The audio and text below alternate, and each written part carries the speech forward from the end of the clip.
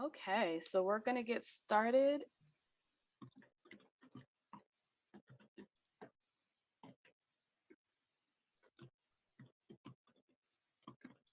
Hello, everyone. So I'm so excited to be here today on behalf of Princeton's Association of Black Princeton Alumni. My name is Trinae Hawkins. I'm a graduate of the class of 2006 and vice president of the Association of Black Princeton Alumni. I'm thrilled to be here on behalf of ABPA to introduce such an important conversation today. So I'm going to give a few introductory remarks and then kick it over to today's moderator. Um, the topic of today's conversation is diversity on boards. And we know that diversity on boards, and specifically professionals of color and board leadership, has a huge impact on a company's trajectory and its impact in our lives. We know companies don't operate in a vacuum. Their impact touches their employees and their employees' families, their consumers, and the broader communities in which they operate. And so ABPA is excited to partner today with our ALPA fam at Princeton and the alumni community, and also AboveBoard to present today's panel. I'm going to kick it over to Jonathan Ford, Princeton class of 2012, who's today's moderator. Jonathan is a former intern at AboveBoard. He's a recent JD and MBA grad from Penn Law and Wharton. Hey, fellow Wharton grad, and started his career as a consultant and executive coach. So with that, I'll kick it over to you, Jonathan. Thanks so much, Trinae. I'm really excited about this panel today. As Trinae mentioned, I had an opportunity to work with AboveBoard, which is an executive talent marketplace this past summer. And it really just gave me a lot of insight into conversations with executive leaders, with directors of boards. And it really just sort of sparked the conversation for myself as well as the ABPA that this might be a really valuable chance to learn from alumni. And so in that vein, I'm particularly excited to just learn and have this conversation, build some exposure within the Princeton alumni community. But there's also this idea of diversity and the importance of it in the context of the corporate world. And so with that, we have a lot to move through tonight. So I'll quickly introduce the panelists and give just an opening question to start. We'll work through a number of sort of scripted questions, and then we'll give an opportunity for the audience to ask some questions towards the end. And then AboveBoard will have some remarks towards the very end of the conversation before we close down the webinar. So with that, I will start my introduction. So Lori Dickerson Fouché is class of 91. She's a former CEO of TIAA Financial Services and the current board director, or current board director at Kraft Heinz. Aida Pacheco is class of 77. She's a community advocate and organizer and the former chair of the Virginia Latino Advisory Board. She's also a current board member at the Virginia Hispanic Chamber of Commerce Foundation and also the American Civil Liberty Union. Excuse me, I'm tripping over my words here. American Civil Liberties Union of Virginia. Chris Young, class of 94, is an executive vice president of business development and strategy at Microsoft. He's the current board director at American Express and formerly the board at Snap Incorporated. And Jose Alvarez, class of 85, is a senior lecturer at Harvard Business School, former CEO at Stop and Shop Giant, and a current board member at TJX, United Rentals, and more. And so just the tip of the iceberg for our illustrious panelists. Would love if you all just sprinkle in elements of the rest of your backgrounds throughout this conversation. But just to start here, I want to just not presume the conclusion and open up with a pretty broad question. What have you all seen as the value of a diverse representation on corporate boards? How has that shown up? And what makes diversity in the boardroom context uniquely valuable relative to, let's say, middle management or diverse line employees? And I'll let whoever would like to start, and then we'll maybe go into a bit more targeted questions as we move forward here.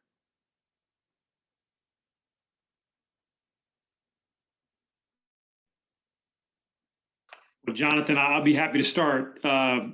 Chris?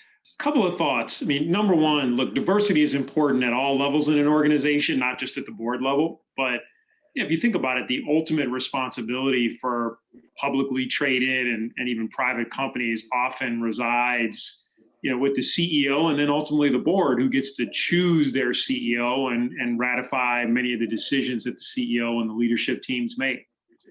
Diversity becomes an incredibly important element of the board makeup, because by definition, you're bringing together a group of people who are bringing outside perspectives. They're bringing sort of different expertise to the company itself and to the leadership. They're trying to govern the organization through those various perspectives that they bring. And so they have an incredibly, the board has an incredibly important role. And it's important for the board to have a broad aperture, because one of the biggest mistakes a board can make is to miss things, miss legislative changes or not see things that are happening in a company that could actually derail that company. And you see it all the time. And so it's incumbent on boards to have a diverse set of perspectives, have a diverse conversation in the boardroom where they're challenging the status quo, if they're to help their companies and the organizations continue to evolve and thrive as the world changes around them. I'll go next if you want, Jonathan. I guess I see a couple of important areas here. First off, from an employee perspective, I think having a diverse board sends the message to your employees that diversity matters, and that if they're Black or Asian or Latino, that they can see themselves in the company, right? One of the issues, and Chris talked about, the board is sort of the supreme group in the organization because it does things like hire and fire the CEO and guide strategy. So having board members who actually are reflecting the folks in your organization, I believe adds to the engagement level of the people who work there, because they can see themselves in the company. And I think from a customer perspective, there's a similar thing going on where I think customers who are not white will have some people they can look to on their board to say that there's some connection there. So I think there's also a fair amount of insight. Having people who are connected to different communities and different networks of people provide some insight to the board and to the organization about strategy and about blind spots, as Chris was talking about. I think that the third thing, though, which is increasingly more important, is the whole regulatory issue. Because if you look at California and AB 979, states are starting to mandate that you have diversity on the board, and the SEC is also looking at diversity on the board. So there's sort of, what are you doing for customers? What are you doing for employees that is helpful from a diversity perspective? But I think also the regulators and shareholder, large shareholders like BlackRock, for example, and Fidelity are also looking at these things. So.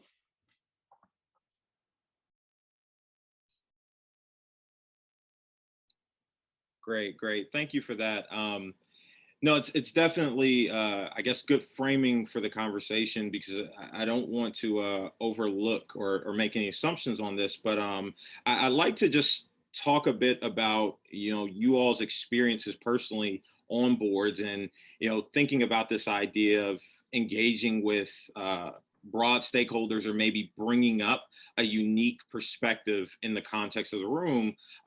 Maybe we could talk a bit about your first experiences on boards, and maybe Lori, could you start off just talking about some of your unique experiences, some of your first experiences on a board, and what that was like, kind of getting onto your first board and joining it from there. Sure. So I'm on the board of Kraft Heinz, and yet to be announced on the board of two unicorns out in Silicon Valley as well. And those are two very different experiences, I might add. So, I would say that on the big publicly traded company like a Kraft Heinz, what's been somewhat unique for me is that's not my background. I have a financial services insurance company background, and it was an interesting matchup with Kraft Heinz. And you might say, well, how did I get from that to Kraft Heinz? And I'd say a couple of things. One is being really thoughtful about what mattered to me and what my interests were. And I wanted to be able to certainly give something to the board from an expertise perspective and to the company, but I wanted something out of it as well. And so I thought it was helpful to be really thoughtful about that. And I think that people will say as a working executive, actually being on one board is very helpful to you because you get to see how another company does things and you get to incorporate it and take it back to your life. So for me, I was interested in consumer packaged goods. I was interested in companies thinking through environmental and social and sort of that sort of world, and so and global issues, et cetera. So that sort of led me to them, and they were very interested in my background around financial services and thinking through digital approaches to the consumer and those kinds of things, which I had spent a lot of time in. So, that was sort of the initial how I got there. And I would say that the Silicon Valley ones I've always been a big company person, and I wanted to be part of a small, fast growing, kind of company again. In some cases in markets I didn't know, like in technology, and in other cases, a blend of financial and technology. So, as I thought a lot about where I was sort of situating myself, what I wanted to learn. And then as you go into the boardroom, you're with people who, you generally don't know. And you kind of bring your unique perspective and your voice. So I'll sort of stop talking, but that was the, sort of the, how I found the fit, why I found the fit that I did, kind of going into those particular companies.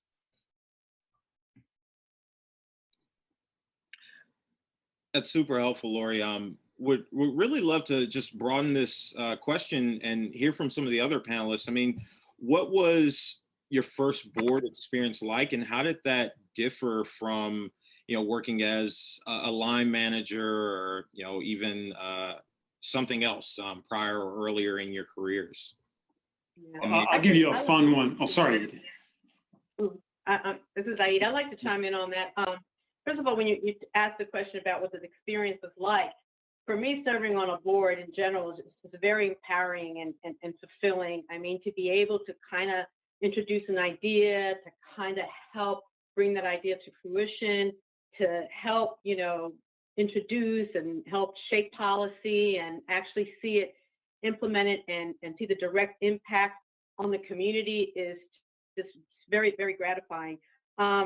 How I got involved, I guess, on boards, sort of was indirect. I was fortunate to work for the city mayor of Trenton, New Jersey, and I was his liaison and represented him on various boards and commissions. So I actually didn't serve on a board, but I was observant and was able to actually be a part of the dialogue, the deliberations, and had an opportunity to do a lot of things. And one of the things that I had the flexibility to do was to get together with a small group of Latinos in the community and of Mercer County, and we formed the first Hispanic Human Service Agency in Mercer County at that time, and so we became the board.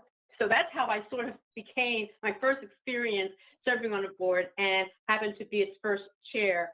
And so that's one of the most memorable experiences that I've had as a board member, I believe, because, this agency still exists and continues to serve thousands of people. So for me, the experience, as I said, came kind of indirect. And since then, throughout my career changes, I've either formed, served or staffed boards and commissions. That's wonderful. So you started your first board then? Yeah, that's basically, yeah. I started my first board, and we really was a learning experience. One of the first things I did was, obtain some orientation on what a board member does and responsibility, and kind of help form us as a team first and foremost. And so we started from scratch. That's wonderful. I want to come back to that experience, but Chris, I think you had a point or a story that you were about to share with us for a moment there. Sure, happy to. I've got a fun one because my first board was actually the Princeton Board of Trustees, since I was the young alumni trustee for my year. So it's kind of funny looking back on that experience, because when you're 22 years old and you're on boards with people like James Baker and and that sort of thing. It's a very different experience than later in your life when you've had a chance to actually do some things and work in some companies, lead, and then be a board member. It's a very different experience. And my first corporate board was actually a cybersecurity company called Rapid7. We started out as a private company, venture backed, took it public. It was pretty exciting and a lot of fun. And that was, myself working with the leadership team and several of the VCs that had invested in the company. And that's an amazing experience, because I would say as a startup board member, you're very much involved in the strategy with the company. And you're a lot closer to the action. Later when if you join sort of a larger board, maybe a public board, like companies like Amex are amazing. Like the company's incredibly well run, the board is great, but you're much more removed from the day-to-day operations of the business. So, Lori, I'm excited for you. You're gonna have it's gonna be a great juxtaposition of a big formal board like Kraft Heinz to some of the Silicon Valley types, because we have a good time out here. My first experience on a corporate board was with TJX. So I've been with that board since 2007, and I was recruited by a headhunter, and at the same time I was the CEO of a fairly large company. So trying to switch gears between being an executive who is responsible for the day-to-day as well as the strategy of an organization to, as Chris was saying, the oversight responsibilities that you have in a well-run, well-oiled machine like TJX. So, we have TJ Maxx and Marshalls and those stores. And but the experience was a great one, because it's a wonderful group of people. And I guess one of the things that I would want people to recognize is that boards are organisms, right? They're a group of people that come together to do a task. And that task is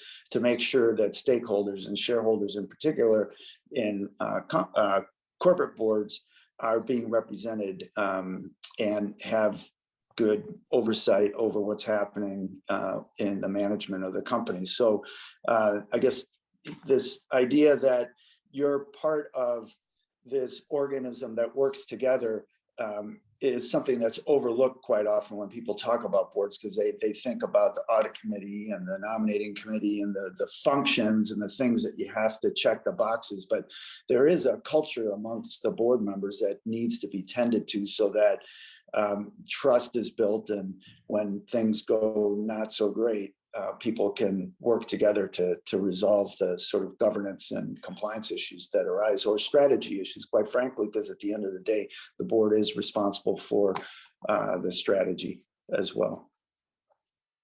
Yeah, this is really good as a connection point here, and just as a point, audience members, please feel free to add questions in the Q&A. We're going to stop at about 10 or 15 after to ask the panelists audience questions. But to the points of the panelists that were just mentioned around your first board experiences, I mean, now that you all have had reasonable or substantial experiences on a number of boards, I mean, how have you seen boards evaluate new directors? Can you talk a bit about succession planning and how boards think about, to your point, Jose, bringing the cultures together in such a way that they're going to be effective, or bringing the mix of skills together in such a way that the board will do the task that it sets out to do? So Jonathan, are you talking about succession planning for the board or for the leadership of the company? For the board, yep. Okay. Yeah, I think from the nonprofit, I can only speak for the public sector, and we're very deliberate in our representation on the board and in the recruitment strategy. We're beefing up our efforts to do better with that. And so one of the strategies that we use is that we bring in non-board members to the various committees that we work on. And we also are doing better to communicate and reach out to communities and talk about what we do, and hoping to encourage people to serve on the board. But we look at everything from demographics to the areas of expertise. But I tell you, one of the things that I look for is a passion and commitment to the mission, and how well that individual is connected to the community and respected by the community. I've seen, so many that they have the expertise, but they're just there maybe for the name, or they found themselves to be so overcommitted that they have a weakness, I guess, in time management, or they just don't show up. And to me, you need people that are willing to work. That's some of the main things that I look for in new members. I'll talk a little bit about my journey a bit in terms of answering your question, and that is, and it's similar to what Aida was just mentioning, which is, boards very much look at where is the company, what its needs are, what's the makeup of the existing board in terms of the skill sets that they bring to the table, and kind of say, okay, well, given where the company is, we may need more marketing help or more financial help or whatever those kinds of things are. And it's almost like multi-dimensional chess, so to speak, because they're looking for the right kind of person that will also fit with the culture of the board as well, in terms of how it is that the board necessarily works. And as they kind of think through all those pieces and parts, then there's timing. Some of the boards that I'm familiar with, they like to start relationships well in advance before they even need to place someone on the board. And so, they'll have those kind of relationships. So it's not suddenly they need to have a succession with someone on the board, and now they have to go to search necessarily and find someone. So, at least my experience has been sort of a fascinating journey of kind of talking to CEOs and chairmen and executive recruiters. And it's a remarkable kind of game of chess that I've kind of seen relative to how they put the pieces together to form a board that is going to be a strong board and supportive of the CEO and the mission. And Aida's, absolutely right on the passion piece. If you're not in it, it's a long time to be spending with people on the board who you either don't like or you're not committed to the mission of the company. So finding those right pieces, I think, is what boards tend to look for when they're placing people. I would add to Lori's comment that it's not just what the needs are for the board today or next year, but also what does it look like in terms of retirements, and how long do you think people are going to stick around, and what might change in terms of size or scope of the company, or the kinds of businesses that you're in, or the customers that you serve down the line. For example, you're going to do a merger and you need to bring in certain skills into the board that will help you better understand what's going on in those industries. Those are all things that good boards are constantly thinking about, and this whole idea of refreshing your board on a regular basis to make sure you have folks who fit what is required for the board to operate effectively is quite important.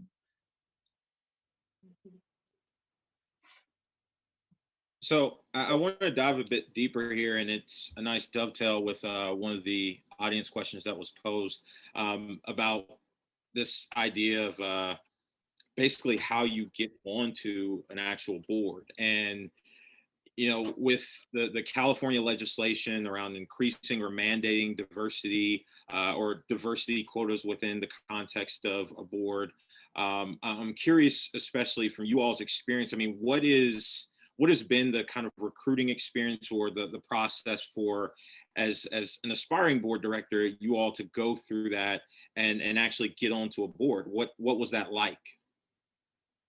And maybe we can start with Chris this time, since he didn't respond to the last one. Calling me out, Jonathan. I just didn't have anything to add. They covered the topic well. That's perfectly fine. No, look. I would tell you the experiences vary by type of board, and I think it also varies by type of company. So here's what I would say. Some interactions have started with recruiters, where they've come to me. Lori mentioned this a minute ago as well. you get known for a certain expertise. You might be a known leader. For example, a number of my board opportunities have arisen partially because I spent a lot of my career in cybersecurity, and every board in the world right now is worried about cyber risk. And so they want board members who are fluent in that and can be helpful to the leadership teams and the board itself in terms of determining how to govern cybersecurity risk. And it's starting to rise as something that is on par almost with financial risk for a lot of companies. So that's been one of the things that's been, I think, a reason why a lot of people have shown up, to me and said, hey, look, we're interested in considering you for a board membership. I think the other ways in which sort of boards happen for people is it's through networks, it's through people again, it's through if you have a specific expertise that can help a company or an organization move forward. And I think everyone, a moment ago to the last question, everybody talked, I think, in good detail around how boards think about succession planning. But don't think of it, it's not like a job. Like you don't necessarily apply for a board, that there's not a role like a spec that gets sent out, as a role, but there are ways in which you can position yourself. And I saw in the Q&A a number of people who are on nonprofit boards were asking about corporate boards, and nonprofit board membership can absolutely be a segue to for-profit board membership. Here's why. A lot of people who sit on for-profit boards also sit on nonprofit boards. And so you are interacting with people who can help you move to a for-profit board over the long run. Your experience in the boardroom, being a coach, being a mentor, bringing your expertise, how you participate, how you show up, all that matters. When boards are doing their due diligence on potential members, they're going to want to talk to people with whom you've served on other boards. And so I would say the nonprofit board experience, while not necessarily a pipeline into being on a corporate board, it's certainly helpful, and it can be a good springboard or stepping stone in some cases. Mm-hmm, mm-hmm. Yeah. And you have a lot of members on nonprofit boards that come from the corporate world, so those are the connection there. So I agree with Christopher that networking is very, very key. And if you're really interested in a particular corporation, I can only speak for the nonprofit. That's my experience. In Virginia, serving on the Virginia Latino Advisory Board, having been involved in my community and not just locally but statewide, I think helped position myself in getting to be appointed, because these are our governor's appointee appointments, and there is an application process with that. And most states probably have on their have a website where they list these boards and commissions, which is hundreds of them, and they ask for nominations. And so if if there's a particular board, you look on the website, you look at the list of vacancies, and there's a particular board that you might be interested in or commission, that would be a great way to sort of like go ahead and submit the application. There's always someone in the state level that serves as a liaison, usually under the Secretary of the for us, it's the Secretary of Commonwealth or Secretary of State, to see who staff person is responsible for those appointments. A lot of times it's just meeting some of these individuals, finding out who serves on the board. These board meetings are all public, and maybe attending some of these board meetings just to get an understanding of how they operate and kind of network and connect to someone to let them know I'm interested in this, and submit your resume. So a lot of it does take some initiative, but with respect to nonprofits and particularly state appointed positions, there is an application process, at least in Virginia. There is, and they're so desperately looking for minority representation on these boards and commissions. And just to give you an example of how powerful these boards are, I mean, there are policymaking boards. The Virginia Latino Advisory Board was very instrumental in passing, promoting legislation that passed this year for language access, for in-state tuition, and we were very key in supporting other affiliates in expanding voting rights in Virginia. So, I know that corporates are very important, but I do want to put in a plug that nonprofit public sector boards are just as critical because they, like I said, they do policy that affects a lot of people statewide. And I might just add a couple of points, and I agree with everything that's been said as well. And that is, when you first start out kind of doing the search, and I think I had mentioned this, you kind of need to think about what do you want first. And so what are you interested in, and what would you bring to the board in terms of your expertise and your capabilities, et cetera. And so I would just, highly recommend that you start with you first.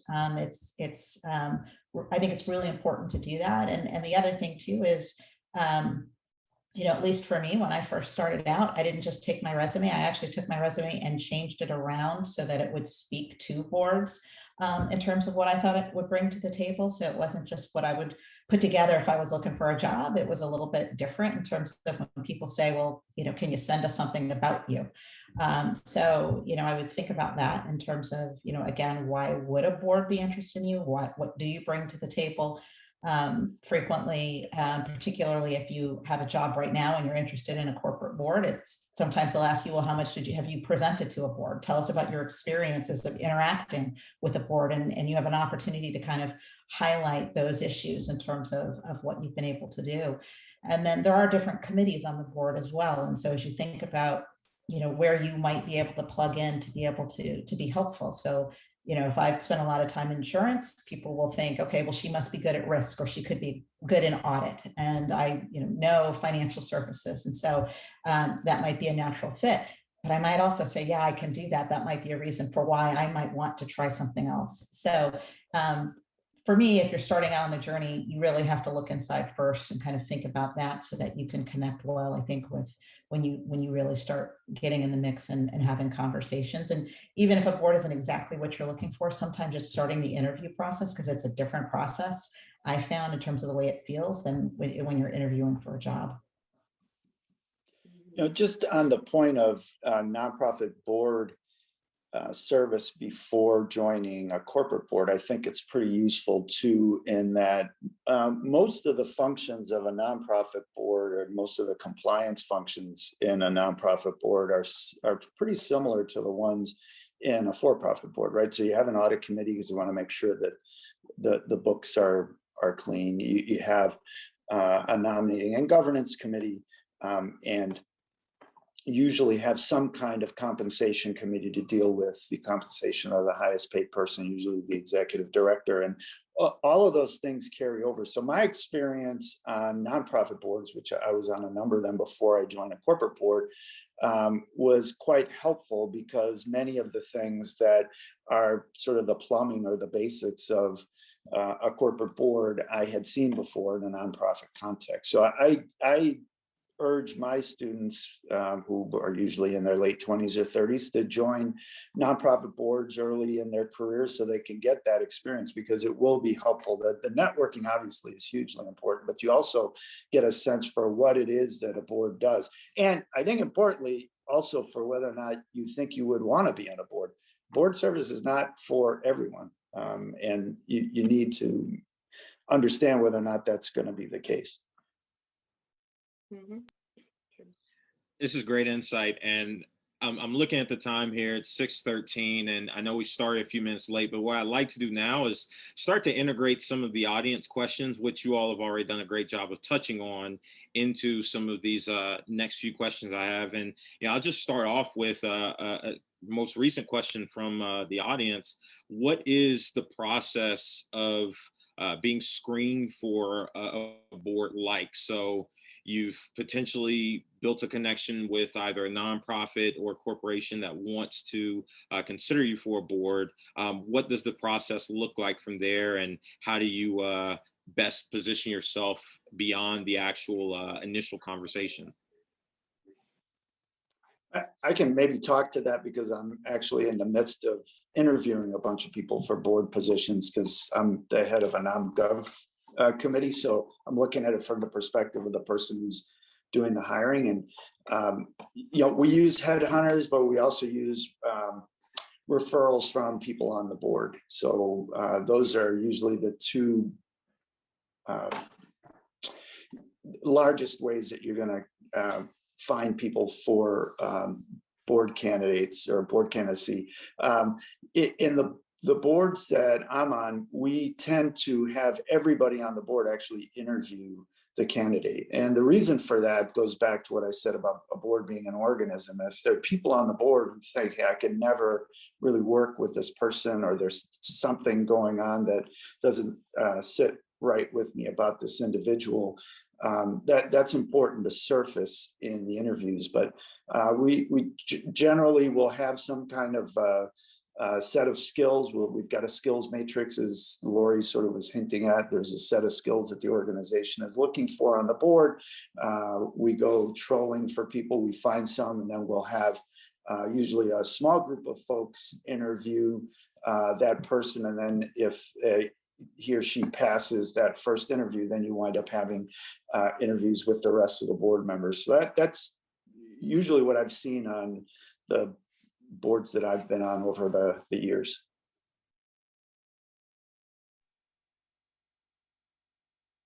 I wouldn't actually have a lot to add to that. I think every board is a little bit different. You know, a large public board generally operates, you know, similar to the way Jose described it.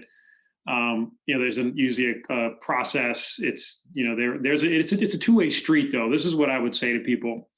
And Lori mentioned this earlier, which is know what you want. Know what you want to get out of the board, because as a board's interviewing you, you need to be interviewing them. You need to understand what's their dynamic, what role am I going to play on this board going forward? Why are they interested in me? I think that's really important. You want to know, you know, whether you have chemistry with other board members, with the CEO, the chairperson.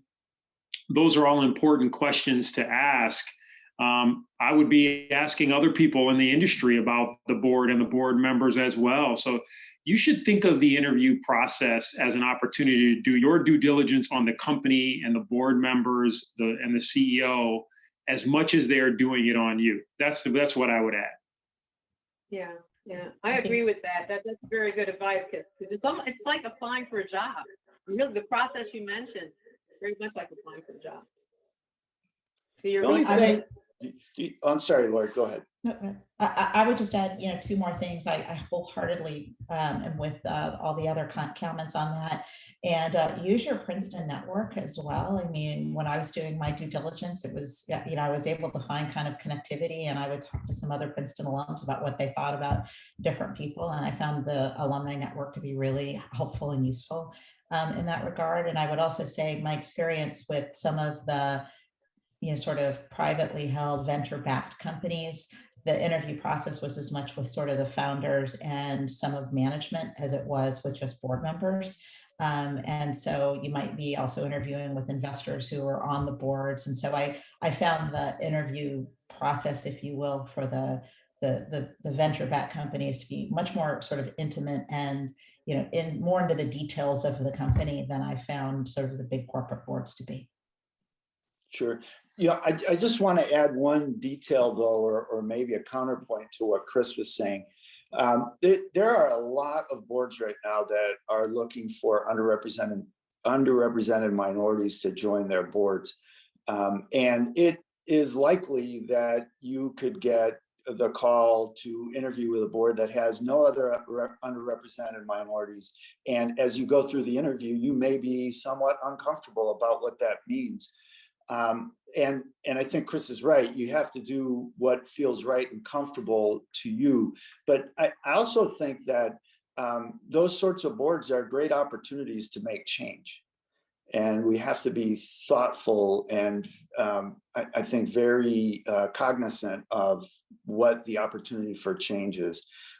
If you're looking at a board and you think there's absolutely no way it's going to change, and you will be the only one on the board, and you're only there because you're going to be a token, that could potentially be a problem. But if you think there's an opening, and it may be difficult, heavy lifting, if you think there's an opening to make significant change in an organization because you will be the first one, I think that's an important thing to think about too.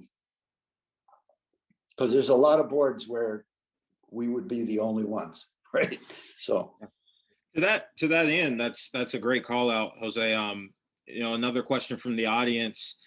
What informal networks, you all have already talked about the Princeton Alumni Network, but what informal networks or training opportunities would you recommend to those aspiring to serve on corporate boards, especially for those individuals who are coming from these underrepresented backgrounds, who may not have the traditional network around these organizations or these companies?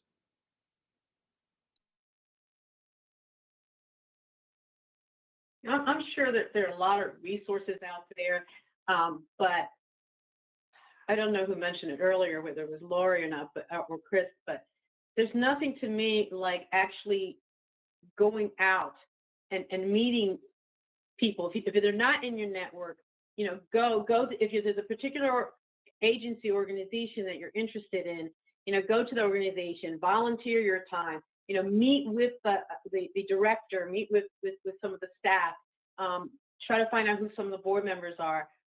I think that to me, that one-on-one, that personal connection is really important to obtain a sense of, this is really what I want to do, and what does it involve, and I mean, that's to me more than, I think, from my experience, getting it from books and things like that. Getting yourself a mentor.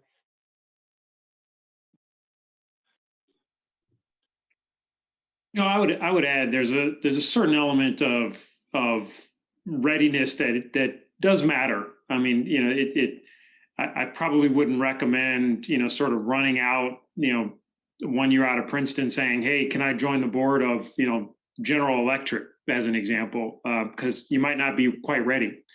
But there are, I think this was mentioned earlier, joining a nonprofit board earlier in your career is a great way to train and understand how boards operate, how boards work.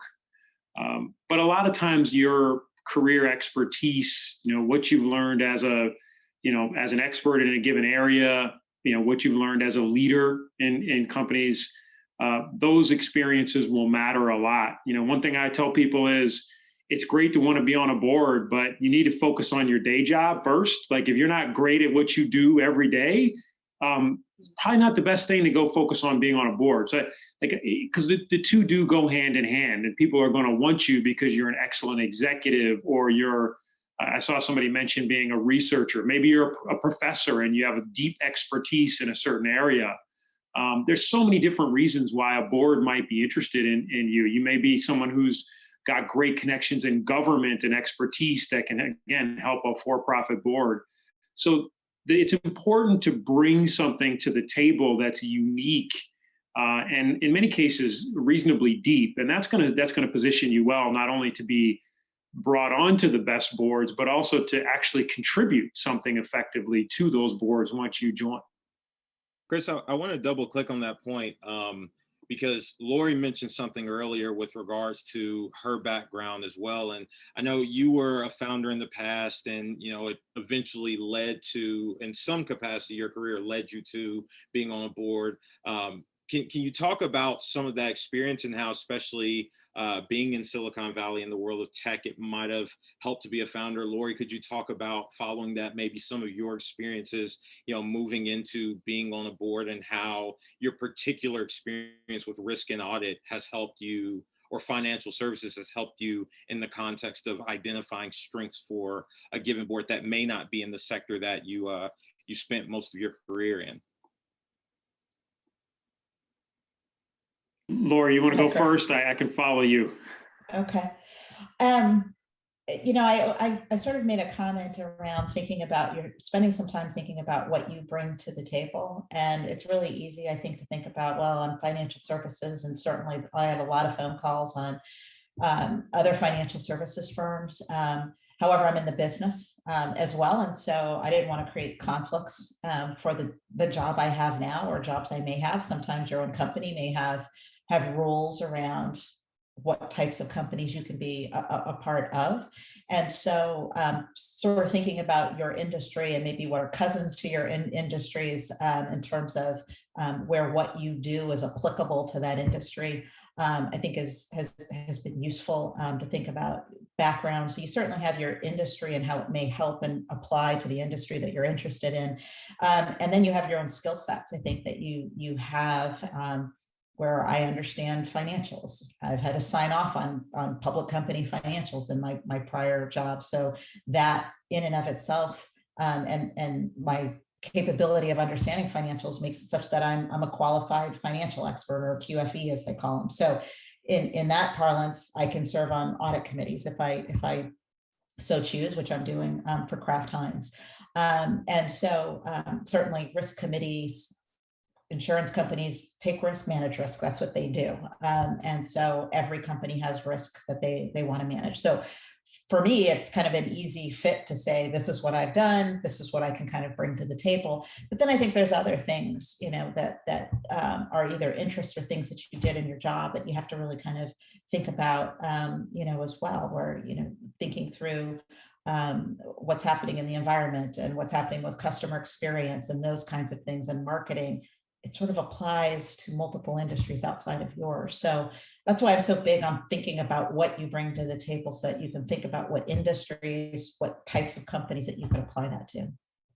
Yeah. And Lori, just to piggyback on that, when you talk about, what you could bring to the company or to the nonprofit, I found that sometimes we're our own worst enemies, where we may have an opportunity and that doesn't require a lot of board experience. They're looking for your skill. They're looking for your areas of expertise to help carry that particular organization's mission. So I wouldn't step back and think, oh, I have to have all this experience serving on a board. I really feel that if there's something that you're really interested and passionate about, and you have a particular skill, I would go ahead and still, do your due diligence in exploring what your possibilities are, and try to get on that board. So I find that I work with people that had years of experience on the board, people that were hired because based on their multiple experience, and sometimes the best people that actually came out were people that, again, had the passion, had the expertise, but more so really were willing to do what it takes to get the work done. So I wouldn't hold back in saying that you need a whole bunch of training, because I think when you serve on a board, I know that the board we have mentors assigned. When I first went to the ACLU and asked to be on it, the majority were lawyers at the time, and it was very intimidating, and I didn't understand a lot of the lingo. It was very different, but I did know my community. I knew and was a strong advocate for civil liberties and civil rights. So it was a learning curve for me, but I questioned, I stood back and I listened and observed initially. I made sure that my mentor, any questions I had, I would talk to my mentor after the meeting. As a result of my being there, I instituted orientation for new members, particularly non-lawyers. We have ongoing training and sessions for our board members. So I was intimidated, but that didn't stop me from serving on this board when I was asked to. And I'm hoping that it doesn't for a lot of you. But Jonathan, you originally asked me, what's it like to, founders and joining boards? Early in my career, I founded a technology cybersecurity company, and that is something that other startups value. There's a reason why, for example, many people who've founded companies successfully, maybe sold those companies or taken them public, have gone on then to be venture capitalists and then invest in and serve on the boards of other startups, because there's a lot of value that you can bring having been through the experience. I would say, having founded a tech company, it does help. You're able to coach the founders of that next generation that's coming up and bring different perspective and expertise to bear as they build their own companies. It's similar in bigger, sort of bigger publicly traded boards. It's one of the reasons why you see a lot of CEOs or retired CEOs on boards of publicly traded companies, because those CEOs have a perspective that's valuable to the current CEO and leadership team. And so there's a similarity there. There's a value that you get when you're leading a company of any size from people who've been there and done it and what you're trying to do.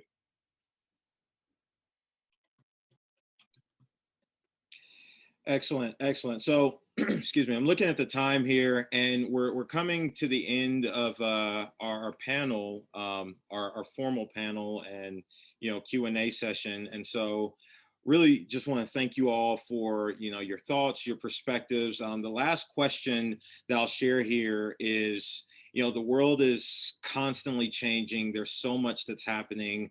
What are your best approaches and suggestions to continually educating yourselves and keeping up with what's needed to effectively serve on a board, deliver value both for your company and for, the board that you're on, as well as the company that you're coming from, or the organization that you're coming from? How do you continually stay up to date and educated on the issues, the things that you have to balance?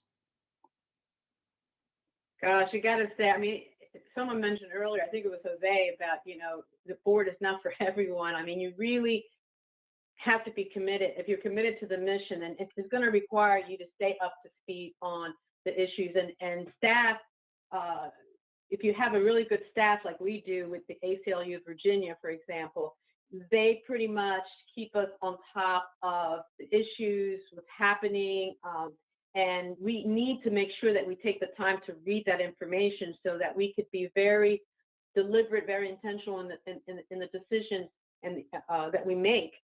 Because evidently we're the one, we provide oversight. We're the one who approve the policies, et cetera. So we do the strategic thinking and the strategic planning and that kind of thing. So it's really important that what we do is that we basically, any information they send us, reports, updated information on things that's going on, not just with Virginia, but outside regarding the issue. I try to stay on top of it. Our committees, I lead one of our governance committee and the planning and program committee that's involved with strategic thinking. So I educate myself, go back and refresher on strategic planning, and how do we bring more collectively and collaboratively do a more inclusive process in that, making sure we incorporate the principles of equity, diversity, inclusion, and belonging in that process. So we do, I constantly try to do my homework prior to any general board meeting and committee meeting, and stay on top of what the staff gives me. Yeah, many of the boards that I sit on have regular speakers who talk about topics that are either important today or are likely to become important going into the future. So there's a lot of education that goes on in my world that comes directly through the boards that I sit on. The other thing I do a lot is read science fiction. I'm always reading a science fiction book, because science fiction is actually just tomorrow in a fun sort of way. So keep your mind open.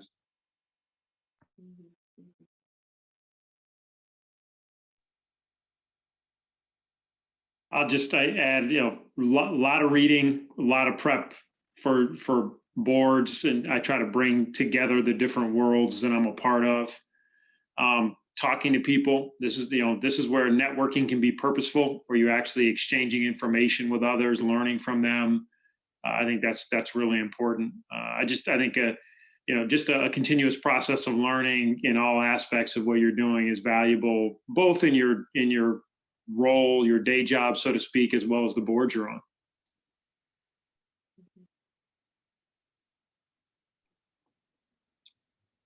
Any final thoughts from the panel? I know you all have shared a ton of great ideas and perspectives here, but before we transition to above board, any last 30-second thoughts from anyone else on the panel?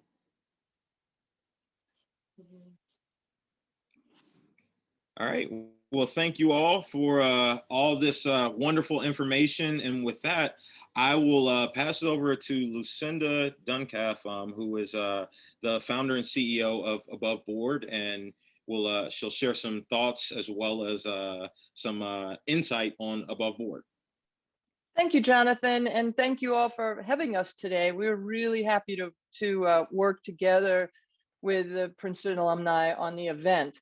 AboveBoard is a relatively new company, and we fill a specific gap that actually came up a fair number of times in the questions and as I was watching the questions go. I co-founded the company with an executive search firm, specifically to fill the gap of opening access to boards and executive opportunity for VP plus underrepresented folks. So it's Black, Latino, and women that we're primarily focused on. Now it's an open platform, so anyone can join. The way, and I encourage everyone who's here to join the platform. You just go to www.aboveboard.com and join. You have to be VP level plus today to join. When you join, the special thing about AboveBoard is that we show you all of our open opportunities. So think of it like Bumble. It reverses the classic process. And the classic process, which a number of the panelists talked about, you wait for a recruiter to reach out to you and you use your own networks. Well, the truth is your own networks only touch a tiny portion of the market, right? And there may well be some awesome opportunity in a company that you just don't have any connectivity to, they don't have connectivity to you. So you join AboveBoard, you have a profile on AboveBoard, your presence is completely confidential. No one can see that you're there. You see our opportunities. And we launched the product at the end of October last year, so we're only 6 months old.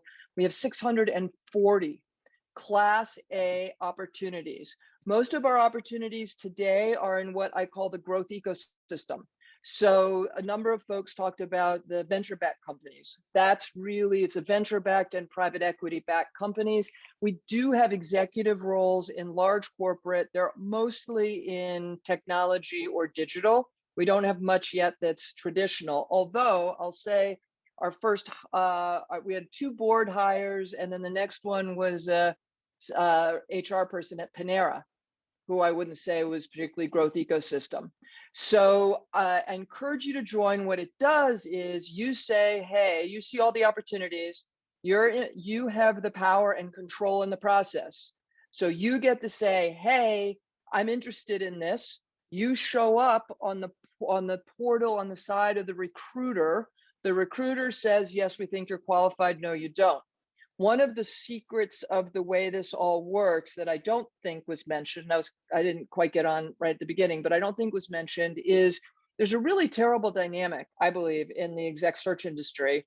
And that's where I come from. I co-founded this with the exec search firm, as I mentioned, that if you proactively reach out to a firm, even if they recruited you 6 months ago, you move down about 5 ticks in their estimation.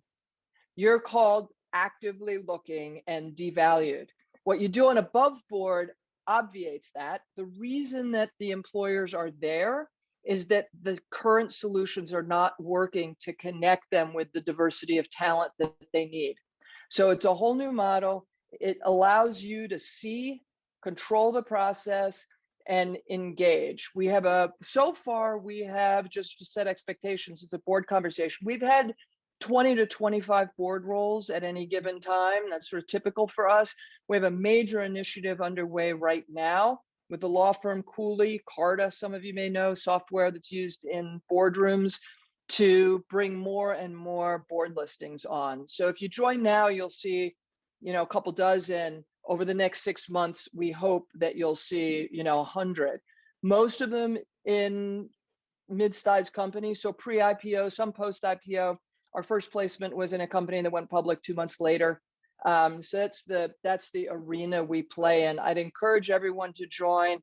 I'd welcome feedback about it, any questions or thoughts. So I'm seeing a couple of questions. So we say, what's a VP? Really what we look at when we vet, and we actually have a team that vets every individual by hand. So we don't interview you, but we look at your background. We're looking for VP ready or the equivalent. So in the investment world, that might be a principal about to be a partner. In the law world, it's usually a partner. So it's somebody who is ready to be at that exec level and above. And I think not-for-profits as well. We have lots of not-for-profits, and actually we've had 2 placements already on not-for-profit boards. Anyone who's here who sits on a not-for-profit board, we're happy to add those listings for free on AboveBoard. So we've had 2, we had one at a Diabetes Foundation, and I've forgotten what the second one was. So on that side as well, those of you who are on boards, on nominating committees, we'd love to add AboveBoard into the mix. It basically adds a better diversity of talent pool into the top of the pipeline.